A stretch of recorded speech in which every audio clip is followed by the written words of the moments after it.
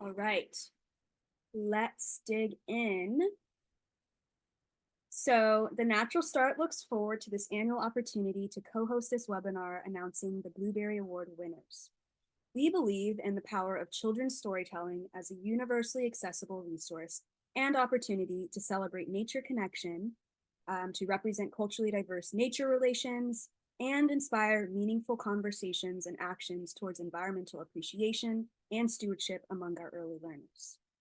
The Blueberry Award began in 2021, and we've been ecstatic to partner with them ever since.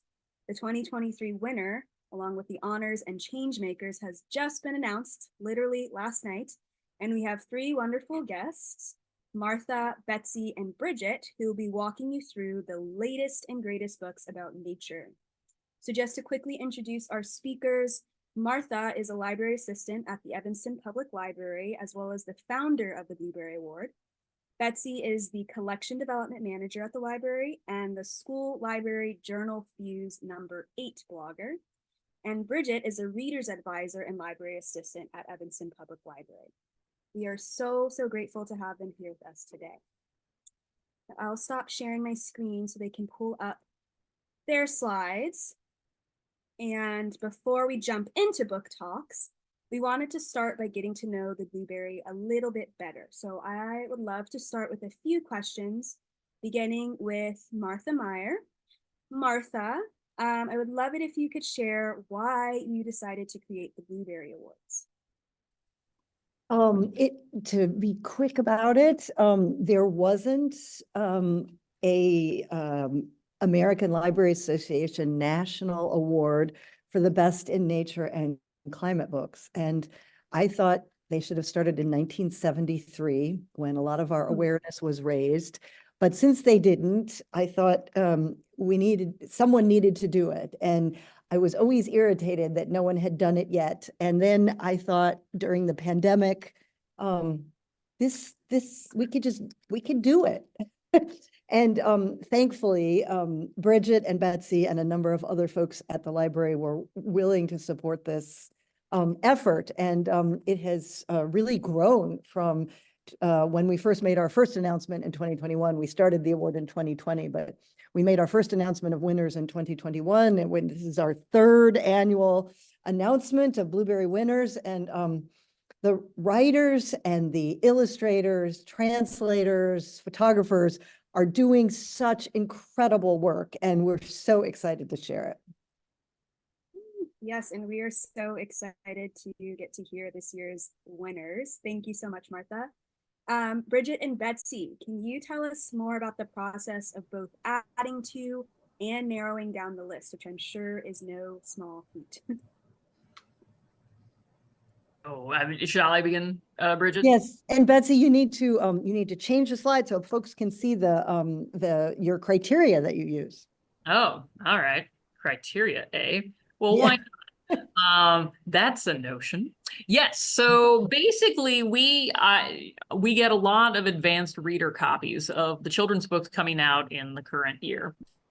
And we have to dive through them and find the best of the best children's books that support this mission, which when you get down to it, there are a ton of books published every year. And even when we get down to some of the ones that we think are really special, you are still left with a great number. So this criteria becomes very, very important. Bridget, do you want to say something about that? I think kind of the highlights, some of the ones that we always focus are, and that sometimes have become a sticking point for us, is when there's not real science or there's a problem with the science. Like that has come up where there is a book, and we've had this happen multiple years, where it'll come down to the wire. And that's the great thing about this committee, is not only is it people who work at the library, but we have people from the city who are working directly, with our climate action resiliency plan, and so we have District 65, we have educators. And so they're looking at things and they're like, whoa, wait a second, that's actually not the right scientific term, or that's inaccurate. And so that's one of the things where it's like content grounded in real science. That's a big thing, because we don't want kids to have misinformation. And then one of the things, like a bugbear, at least on a personal level, is, there's always a trend where it's like a couple years ago, everything was a sloth, or whatever, or bears. I say this as the person who loves bears. Anyone knows if it's a bear book, you can send it my way. But it has to be actually related to that animal. It can't just be like, well, it's a cute story. So we told it from the point of view of a sloth this year. And next year, we're going to tell it from the point of view of a gecko. And so, again, making sure that it's real science and that it's interesting to kids. So, And well, it doesn't instill a sense of fear, which is very, very important as well. Someone in the chat just now, Martha, has asked if we can provide a link to the Climate Action Resiliency Plan. I believe that's the city's plan. And if you Google it, I think the city of Evanston's CARP goals will come right up. That's my understanding. Yeah. I mean, it's, it's getting to net zero on waste, or to the closest to net zero. It's changing the buildings so that they use heat pumps and other ways in which not to add fossil fuels. We want to reduce all of our driving or switch to electric cars. It's changed the structure so that transportation does not produce fossil fuels. There's a number of them. Oh, and make sure that there's native plantings, that we are trying to restore the bees and the butterflies and the bugs so that the birds can live. So there's that. I mean, that covers most of it. I mean, I could certainly share a summary with Sydney when we're done with our. Someone put the link in the chat. We're all good there. So great. There you go. I will say one other thing that, as regards the criteria for looking at books, because this has come up as well, is making sure that we're looking at books that kind of not only cover a nature experience for kids who can go out somewhere, but also for kids in the city who don't have access to the same kind of like a national park or a stream. And so making sure that every kid's access to the natural world is considered when we're looking at books. Right. Yeah, the diversity of people in our world, not just the kids in the book, but the scientists in the book, and the authors and the illustrators need to evince the diversity that's in our world. Okay, shall we start? Yes, go ahead. Take it away. Thank you. Okay, I think the next slide might have to do with climate anxiety. Yes. it does. Yes, this is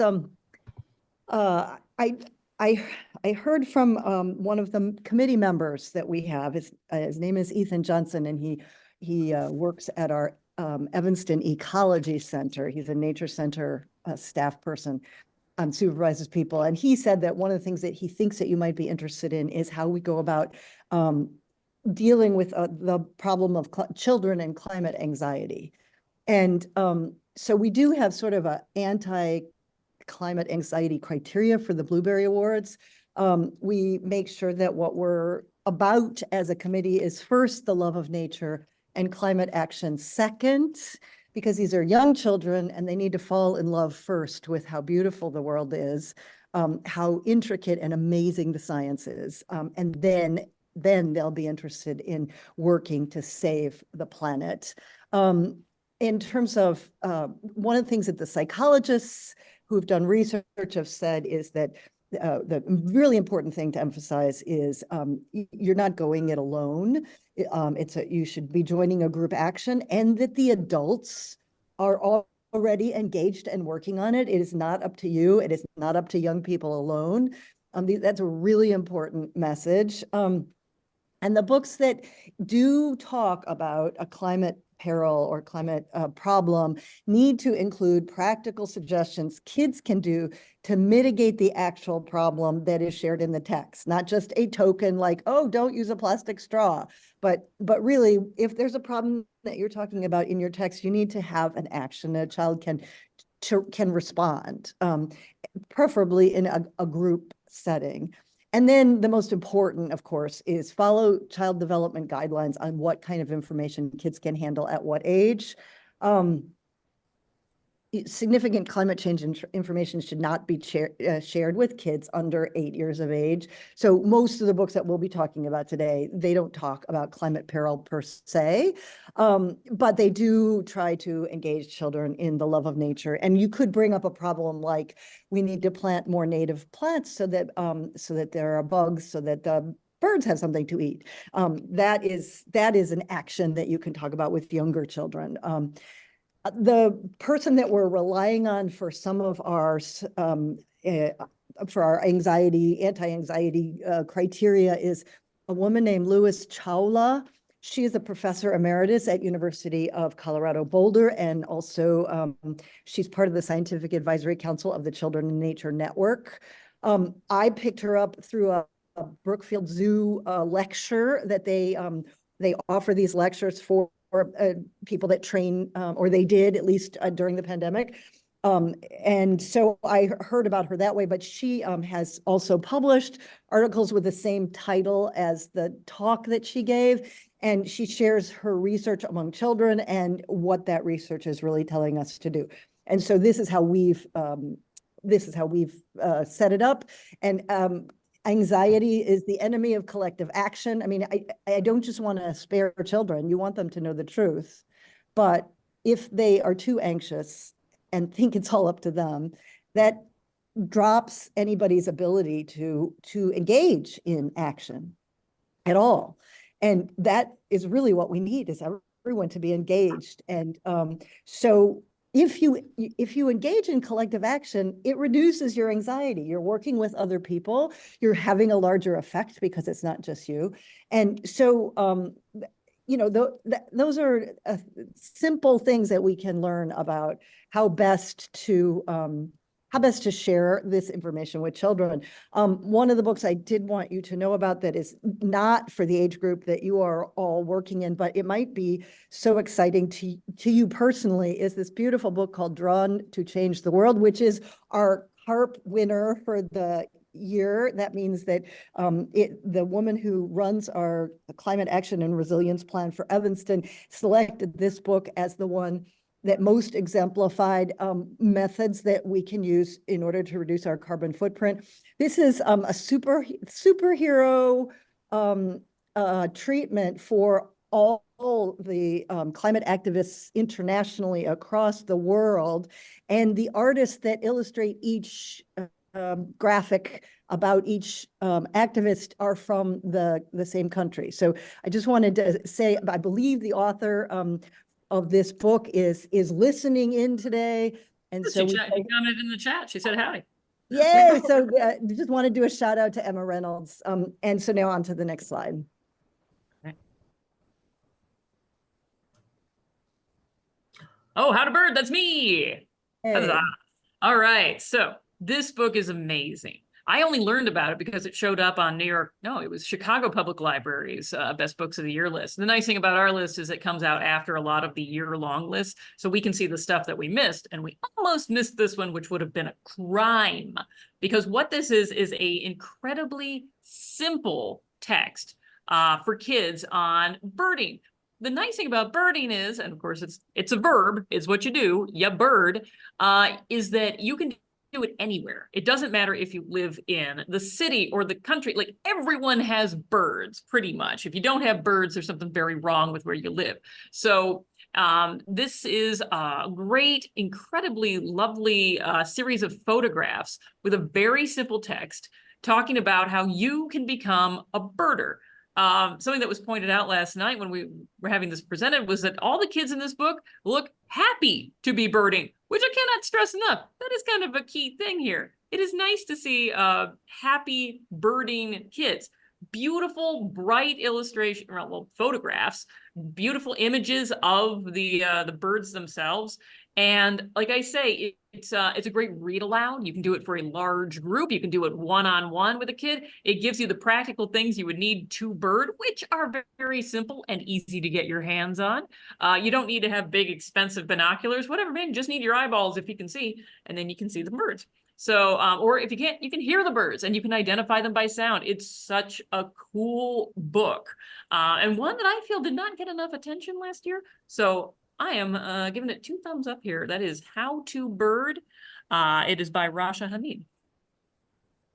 Yes, and that is and that is our first Blueberry Award winner, but we were indecisive this year, and so we picked 2 Blueberry Award winners. So this is our second Blueberry Award winner. This is called The Gift of Monoman. It is a gorgeous new bilingual book by Anishinaabe author, illustrator, and translator, sharing about the keystone species of the upper Midwest, which is what we would call wild rice, but is more correctly stated to be Menomen. And I've given you a little trick to be able to pronounce the Ojibwa.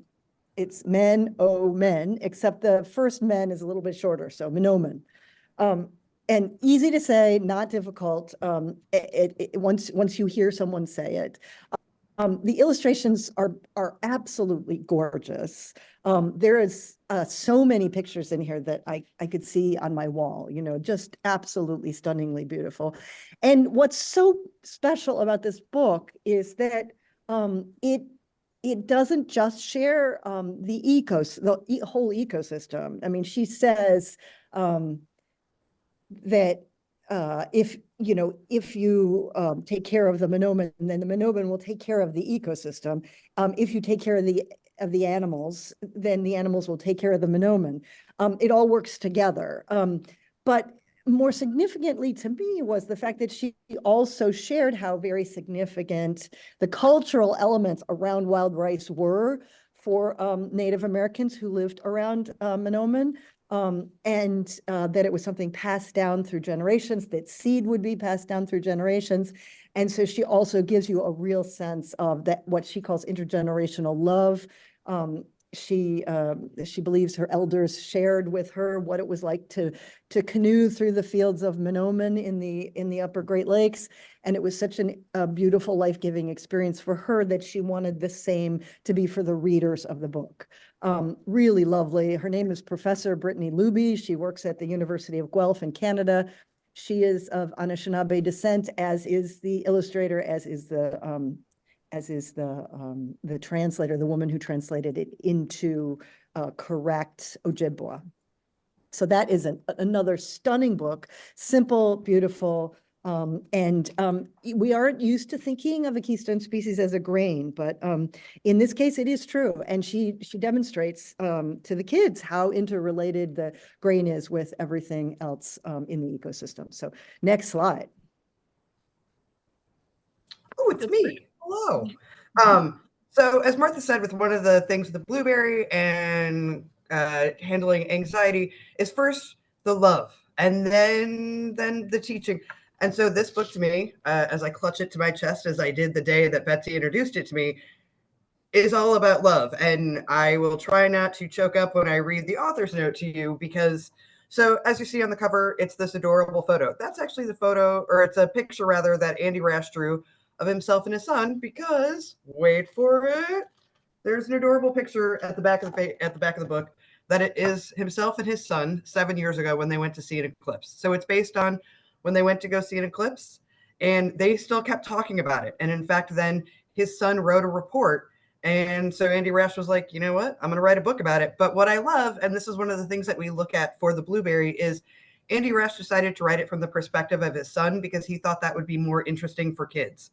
So it's not like, is this a book interesting to read for adults? But it's a book that's interesting to read for kids. So this I love. This is the back matter. The front of the book has the path of totality for 2017 when they went and saw the eclipse. This, as you can see, coming up is the total eclipse in just next month, which I love it. If you go to Andy Rash's website, it has a countdown to the eclipse. So that's pretty super fun. This book to me is the blueberry. So while the previous two books were our official winners, this for me was the winner in my heart because it's about sharing nature and how that can be such a bonding experience. And so I just want to read to you the author's note because it's just something simple. And I mean, look at those illustrations. They're gorgeous.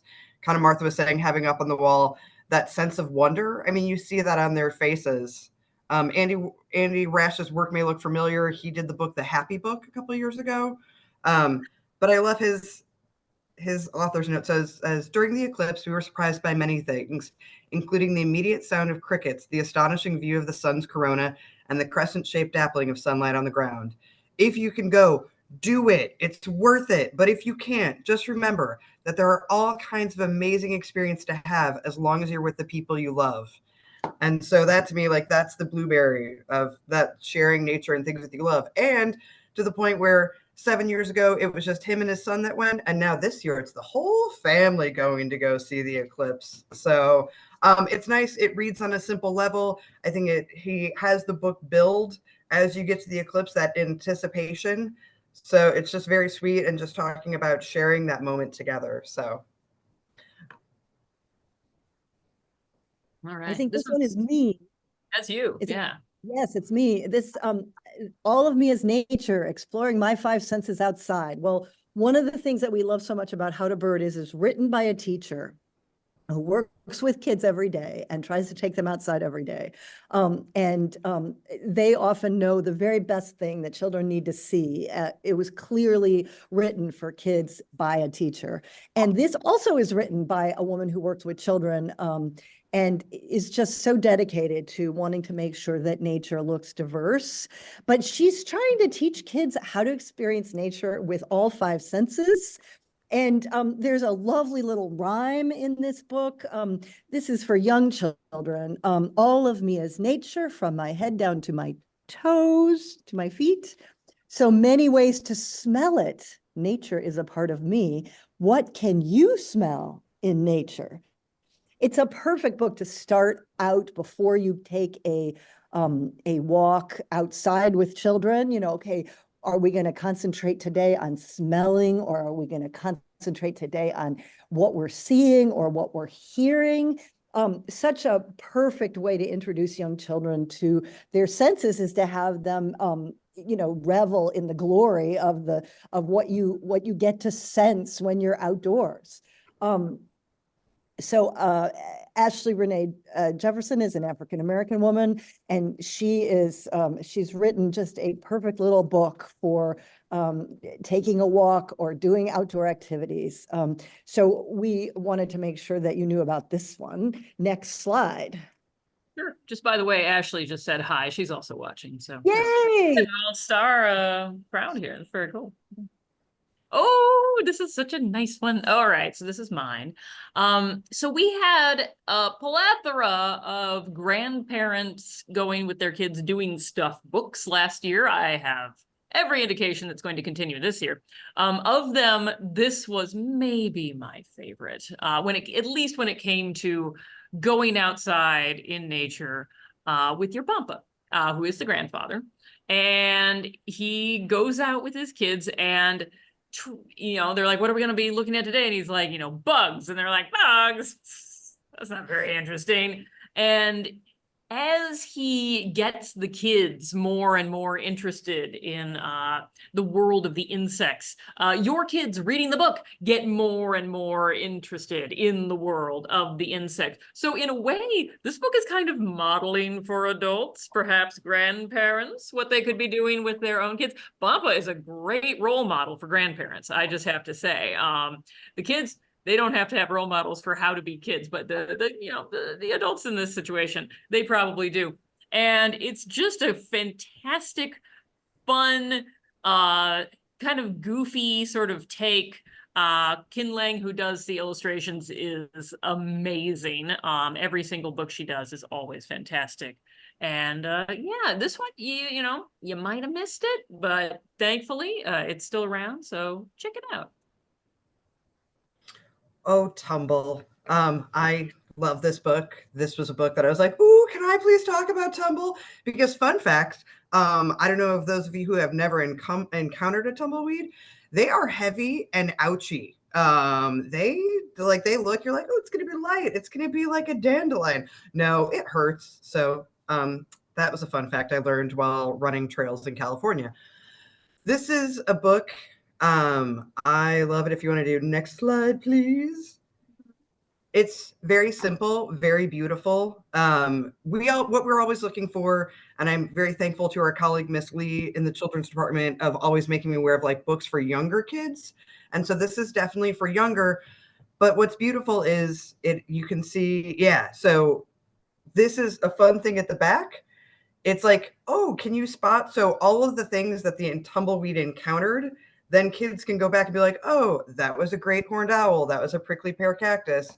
And then after that, after the back page, after that, there's also fun facts about tumbleweeds. So while the book is very simple, there's opportunity for education and learning. and then just one extra additional page, because we love our back matter. So back matter is like where those fun pages that teach you more things. And sometimes though, that can be so much information that we go, why wasn't that in the book? But this is nice because it's just a couple extra sentences, a couple extra paragraphs. That's it. So this is a great one for younger kids, and you can just hear them kind of squealing, ooh, it's the ladybugs, it's the horned toad. This would also make a really beautiful story walk outside where you could kind of see the tumbleweed's journey. So. Agreed. Are you doing the turtles or am I doing the turtles, Martha? I don't know. Maybe I'll do the Martha's turtles. doing the turtles. Okay. Cy Montgomery is one of our, great treasures in terms of nature writers, both for adults and for children. And I'm sure most of you know Cy Montgomery. But she continues to write, and she continues to write brilliant books. And this one is illustrated by Matt Patterson, who is the most amazing illustrator. All his illustrations look like paintings. And this is not a photograph on the cover. This is his painting of the turtle. And she covers a lot of science, but it's very accessible. And also this book just won a Cybert Honor Award. So the American Library Association does have an award for the best informational books for children, the best nonfiction books for children. Sometimes they have nature books in there, and this was one of them. The other one is a wonderful book called Jumper, A Day in the Life of a Backyard Jumping Spider. So both of those this year got Cybert Awards. So if the American Library Association had an award just for nature, these two would probably be their top winners. So this is a really excellent book, and I hope you enjoy it. Speaking of Jumper, this was my baby last year. I wanted this to win Caldecots. I wanted this to win all the things, and it has won some things. It's won some very nice things, but it should win more things. At least it won our thing. So it did get a Blueberry honor. And what's the problem with the book is that some people, adults, I'm just going to say it, adults look at a spider and they're like, spiders, I can't take it, it's scary. And hey, that spider, first of all, is adorable. This is a teeny tiny itty bitty spider. It is so very small. And the book is amazing because you are spider's POV for much of it, not this hot shot. And so you are seeing what they're seeing. You are hearing, how they're finding their prey. You get this amazing gatefold that you can open up, and it shows like a 360 view of how a spider sees all around them, because they have those eyes for a reason, my friend. And then if you take off the cover, oh, you get the spider underneath the cover. And some of you saw that and just went, yeah. But he's so cute, he's so fuzzy. This makes you love spiders, even if your initial reaction is one of horror and disgust. Her illustrations, her watercolors are amazing. And so you are getting really an empathy for a creature that doesn't get a lot of love in our youth. And I think we need more spiders. We need to normalize spiders with our kids. So go get yourself some Jumper. That's what I say. Ooh, Cicada Symphony. Now this is where I wish I had like that very loud buzzing noise, like zzz, like that we all know. Yeah.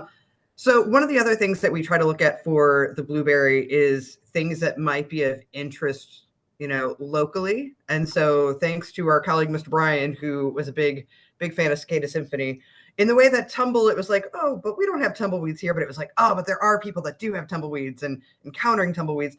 Cicada Symphony, we are coming up this year where it's going to be one of those ultimate years with cicadas, where there's like a 7-year and a 13-year that are overlapping, and it's just going to be wall-to-wall cicada sound.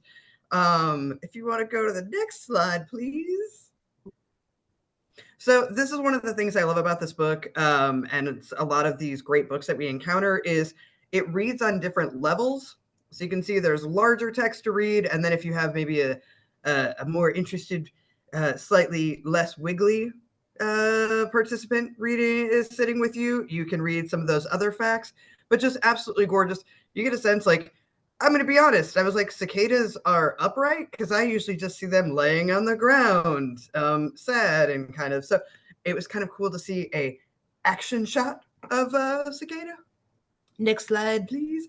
And then this one was slightly horrifying and more of what we recognize. And again, you can see where there's the bigger text for maybe a story time and the smaller text for the kids. So this is great, especially if maybe you have two different ages that you're reading at, where I think of like my nephews, who's one who'd be like, yes, I can sit through that text on the left.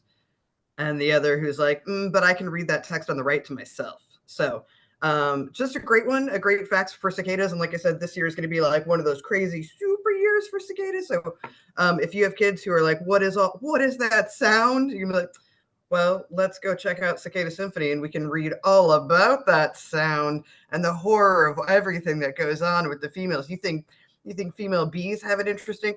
Cicadas, oh boy. But I don't want to spoil it for you. You can read all about that yourself.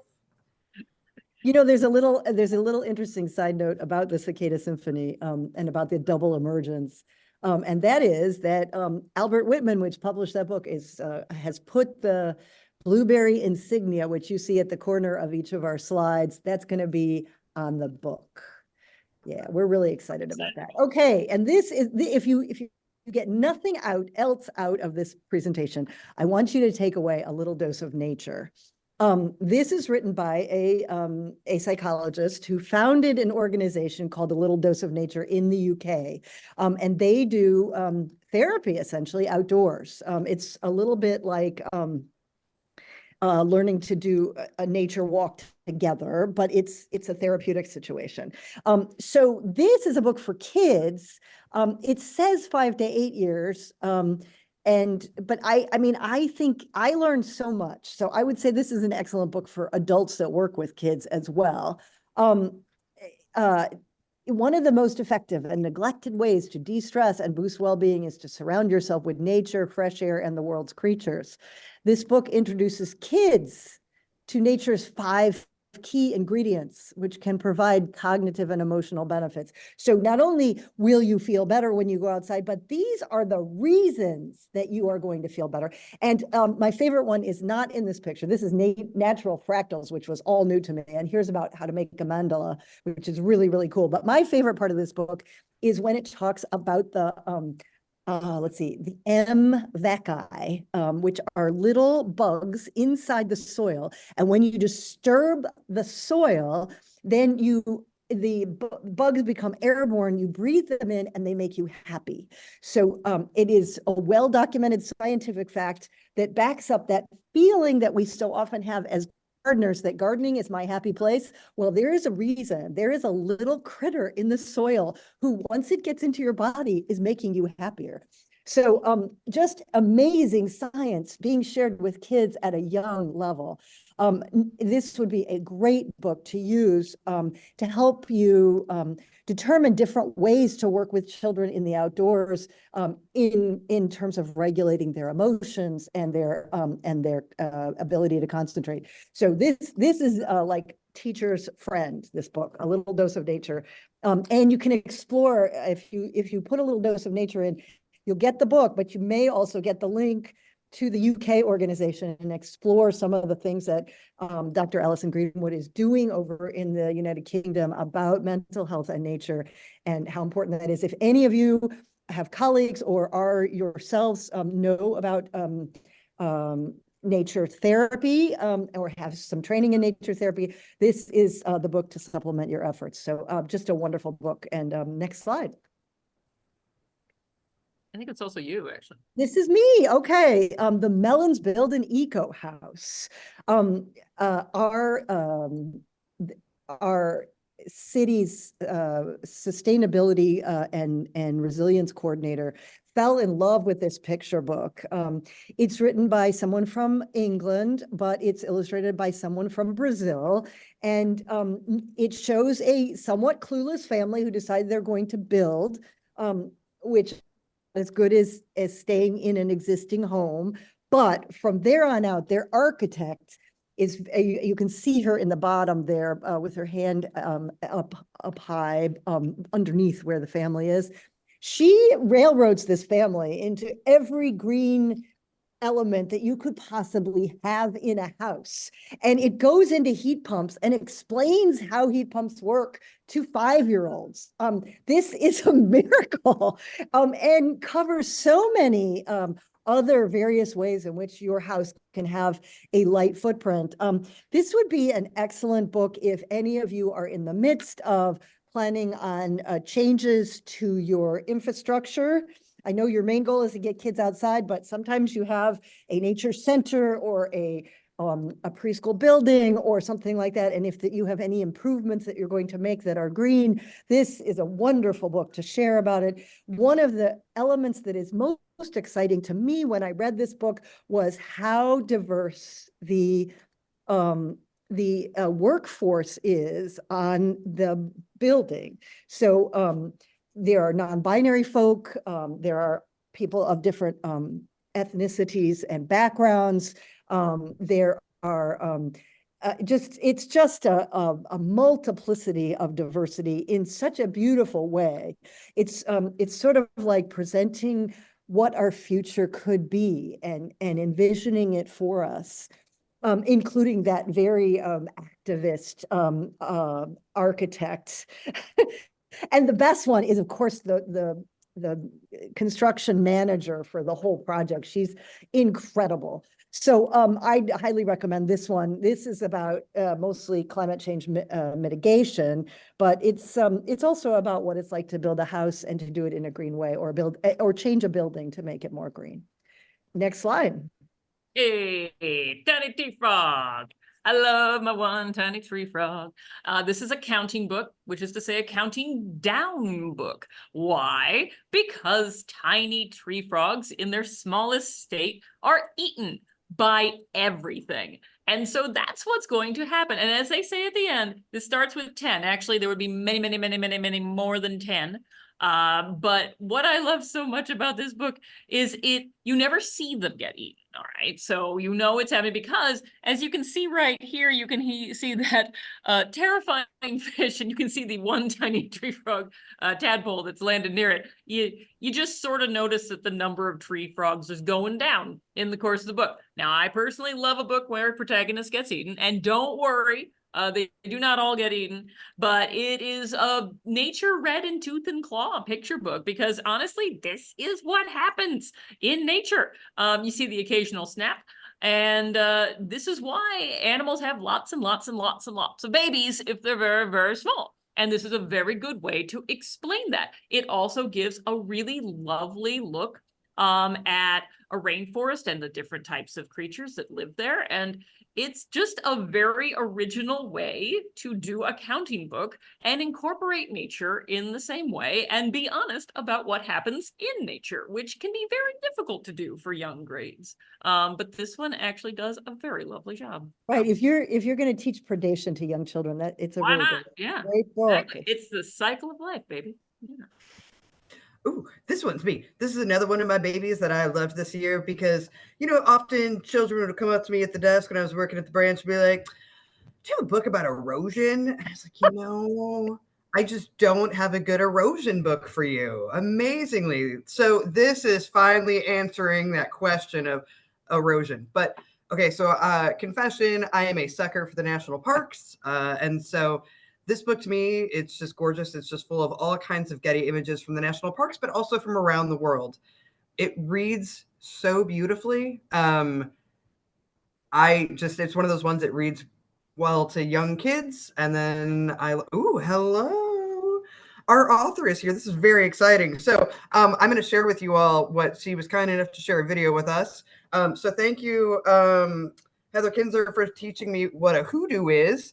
I did not know. I was like, I've heard that word in a song, but I don't hoodoo, voodoo, whatever. It's that mushroom sculpture kind of like erosion that's worn away. It was very exciting, but she did this very cool demo for us, which you could do with kids, of like putting on a bike helmet and how that's worn away. And so this was very cool. I love this book.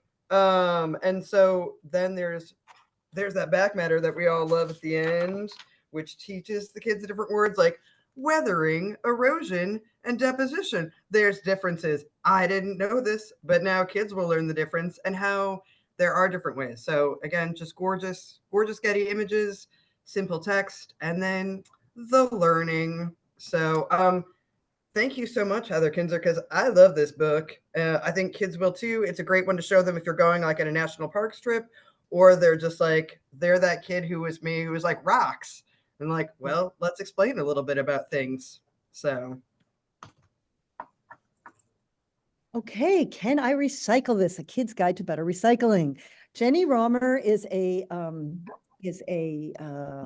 PhD with some part of the U.S. government, probably that has to do with nature and recycling, but I don't know. Anyway, she's a government scientist, and she wrote a book for adults called "Can I Recycle This?" Because that's a perennial question, and then she decided to go ahead and do a young person's book. And we had a number of recycling books to choose from, and we thought this was probably the best.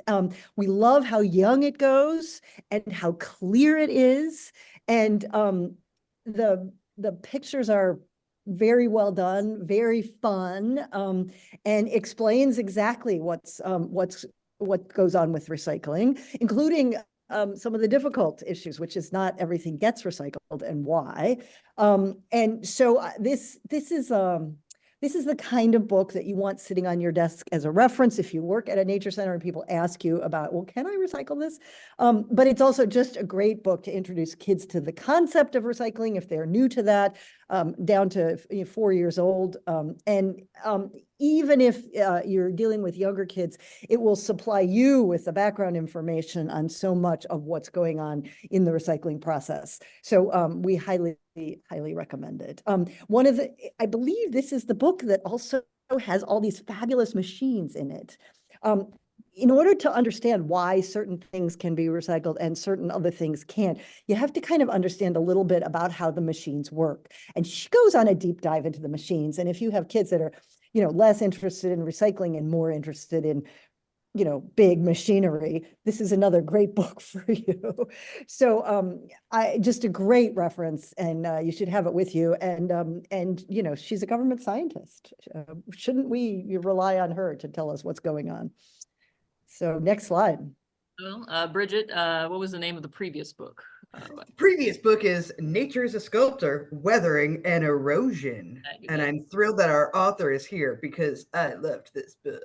So, Martha, just to give you a time check, it's we've got about 14 minutes left. So okay, so maybe all right. I will just very quickly go through this one, and then I don't know, Martha. We only have 2 more. We only have 2 more, or 3 more. I think we're okay. Go for it. Go ahead. All right. This one. Okay. So next month is National Poetry Month. So guess what? You can use. It doesn't just have to be nonfiction. You can use poetry. Zap, clap, boom. This is just a fun. Next slide. It's beautiful.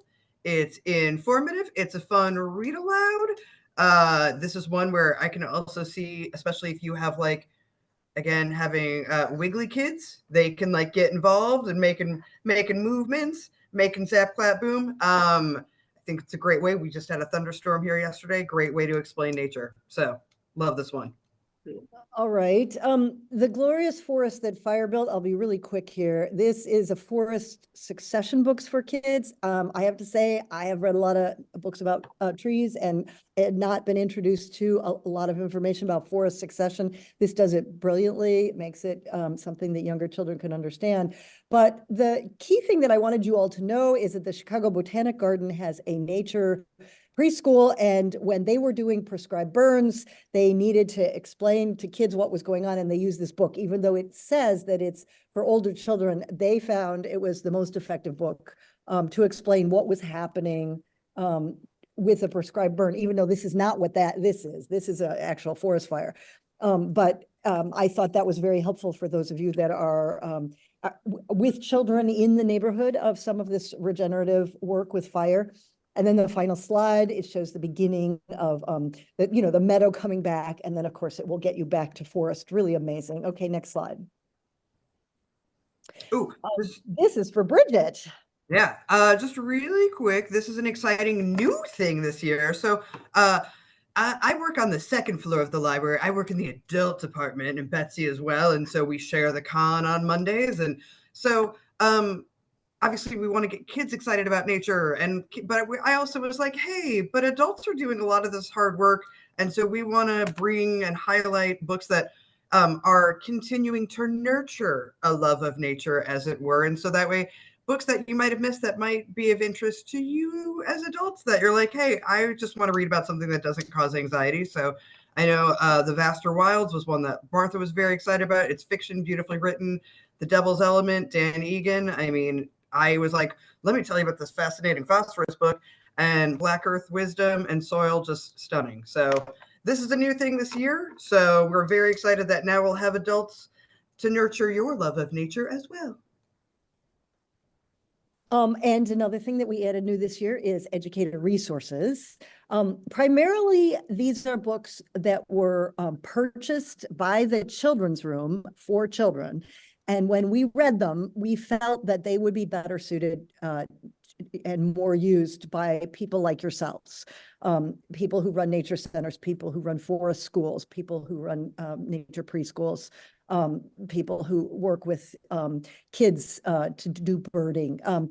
In any case, this is a subset of the list. I think it's a 6 or 7 book list, but and I'll show you how to get in touch with the book real easily. But the Big Book of Nature Art has, I think, 16 different nature projects that you can do, and explained in great detail and photographed in a lovely way, making sure there's only 4 steps to each one of the nature art activities. Just perfect if you're like hitting empty on what shall we do together to enjoy nature. Ecology for Kids is absolutely brilliant. It introduces you to all the ecological scientists, and then you get to do an experiment with the kids that is kind of central to their research. So for Robin Wall Kimmerer, there's something about moss. You know, she was a bestseller about moss before she wrote her other incredible book. The Wheel of the Year goes through how to celebrate the solstices, the equinoxes, and the 4 cross quarter days in a way that is international, but also deeply Celtic. And so, you know, ecological folk have been adopting the Wheel of the Year in order to help children and adults notice the change of the seasons and celebrate the new season and say goodbye to the old season. So that's a great book. You all probably know Doug Ptolemy, who writes about natural native plants, and this is an incredible pep talk about that. I think even though it's written for kids, I say, you know, any of your volunteers that you want to make sure they understand about native plants, this would be the right book for them. Okay, next slide. All right, and we do have the Baby Blueberry. These are the best nature board books, which can be very difficult to find because when people go nonfiction on their board books, they often put too much text in there and just chock it full of text, and it's not appropriate for the age ranges. So we have created a lovely array of board books that are appropriate for doing with the youngest of ages. Some of the ones that we actually have on our list this year, I was a big fan of Whose Prints. This is tactile. You can put your fingers into the little holes of each of the prints and feel, and then it's got that nice little like rhyming text, like, you know, tiptoe, and you can do sort of mnemonics of the sounds of each of the animals walking through the snow, and then you can feel what their actual little prints feel like. So love that one. And of course, I adore Molly Idle, Caldecott Honor winner. This is her Friends ABC, and she does birds better than anybody at all. And I will stand and say that. And this is a great interactive one. She gets almost every single letter with different birds. You can see C is for crows, but I love it because it's a lift the flap. So when you lift it up, there's the crows. And I just love her so much. So if you just want something charming, full of birds, and what could be wrong with that? That is the one to do. Another thing we are always trying to do, as we said, is to make sure that children get to see themselves in the books that they get to look at. And so we've picked out a couple of really well done books that feature characters that are non-white specifically, and this one was just a top winner for me. Lake Life with You is what it's called.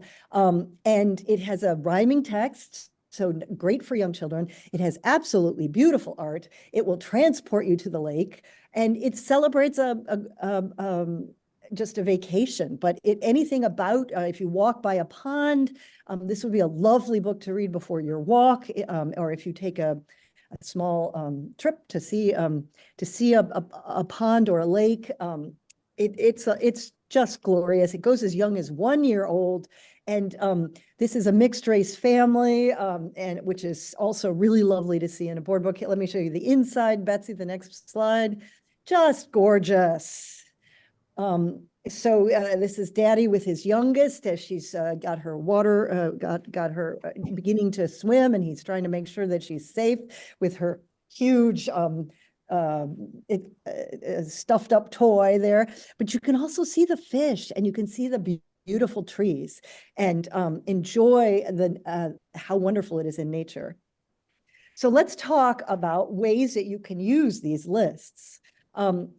There are a number of blueberry lists now, but the main blueberry list plus the baby blueberry list plus some of the adult support books, they are great for inspiring your story times, or before you begin a STEM activity, to read how that, a book that's about that activity, planting a seed, looking for bugs or birds, taking a nature walk, visiting a local garden or wetlands, sorting seeds, great activity for kids, and also creating beautiful designs with seeds, sticks, rocks, and more. It's the sort of thing that you do. And you can initiate all those activities with some of these beautiful books. Also to select a weekly theme if you do weekly themes.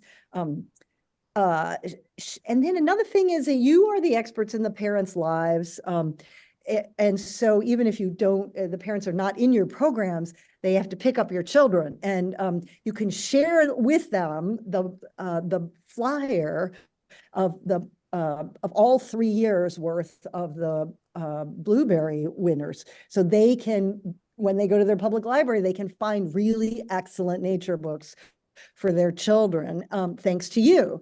You can also use the blueberry list for Earth Day. You can use it as a handout. You can create a story time with some of the blueberry books, and you can share that the wonderful flyer with your partners, including collaborating with your local library or parks department on an outdoor book walk or outdoor story time. And also, if you look at the author at the bottom of the book, and then you Google them, often you will find their author website. And you cannot write to them directly, but in the back, there's usually a contact in one of their links that you can go to, and you fill out a little form there, and you might be able to work out an online author visit. So there's all kinds of possibilities with the blueberry list. Next slide. And how do you get it? Well, our PR person finally, after 3 years, has changed, given a workaround so that it's easier for you to remember how to find us online. It's www.epl.org/blueberry. So you can get the blueberry lists from all 3 years. You can get all 3 blueberry flyers. You can get a link to the Best Nature board book list, the educator list, the adult reading list. And even if you would like, you can get a link to a way to print a little tiny sticker that has the blueberry on it, so that you can put it on the spine of the book. So if you're looking for blueberry books on your bookshelf, you can find them quickly. This is something that librarians really love, so that's why we put in spine labels. But we wanted you to have all the resources at your command, and this is where you go, www.epl.org/blueberry. And I think that is the end of our presentation and ready for questions. But we have all of 3 minutes, so. Sorry, we did the best we could. I think that's great. Maybe there were some submitted questions in the registration form, so maybe we'll start with just one of those. I think we'll only have time for one before we have to wrap it up. But one of the questions that was submitted is, have you seen any trends in circulation? In other words, or more particularly in nature-themed books, have there been an increase or decrease in circulation with nature books? I can just say it's very difficult to track that information. We certainly have a lot of anecdotal information, but we don't have an easy way of tracking the Blueberry books versus the other books in our collection. Martha, you work with the kids. What do you think? Well, I can tell you a couple of things. One is that a major publisher has opened an imprint that's a subset of their publishing arm that is only for nature and climate books, which is kind of exciting. It's called Books for a Better World, I think. In addition to that, our local bookstore that works specifically with children, they have a cute name called Booked. Anyway, there's an interview with a Booked owner, and they say that the parents have increasingly come in asking for help, having climate conversations with children. I can tell you there's an explosion of great work going on by authors and illustrators who clearly feel called to do this work for kids. Some of the best work is coming out of Canada, but as you saw, we found fabulous books from both the United States and the United Kingdom. And we have books from Vietnam, and there's a Vietnamese book in the list. There's a book from the Czech Republic. There's a book from Israel, all of them.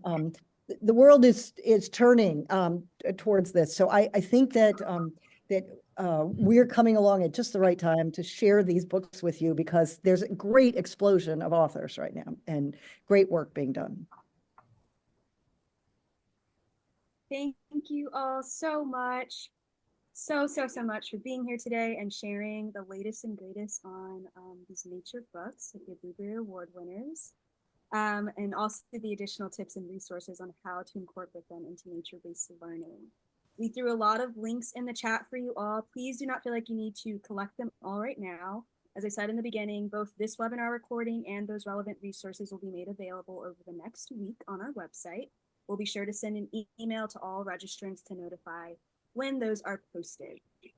Lastly, I just wanted to make a quick reminder that the Natural Start's 10th anniversary annual nature-based early learning conference is coming up this summer, July 31st through August 3rd in Portland, Oregon. We've got in-person and online attendance options, and it's going to be so fun and amazing. Registration is set to open in just a couple of weeks towards the end of this month, so stay tuned. And I think that is all that we have. Thank you again so much for being here today, and I hope you have a great rest of your Friday and a happy weekend. Thanks, everybody.